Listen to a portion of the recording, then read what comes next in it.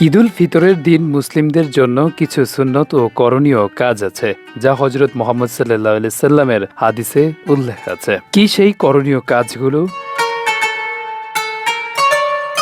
ঈদের নামাজে যাওয়ার আগে গোসল করা সুন্নত। সাহাবীরা ঈদের দিন গোসল করতেন, এরপর উত্তম পোশাক পরতেন। ঈদের দিন সুন্দর ও পরিষ্কার পোশাক পরা সুন্নত। পুরুষদের জন্য সুগন্ধি ব্যবহার করা ভালো।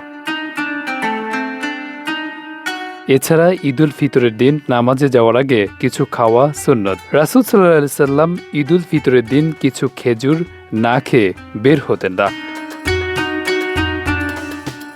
ঈদুল ফিতরের আরেকটি গুরুত্বপূর্ণ কাজ হচ্ছে সাদকাতুল ফিতর আদায় করা। ঈদের নামাজের আগে সাদকাতুল ফিতর দেওয়া ওয়াজিব। ঈদের জামাতে নামাজ পড়া গুরুত্বপূর্ণ সুন্নত।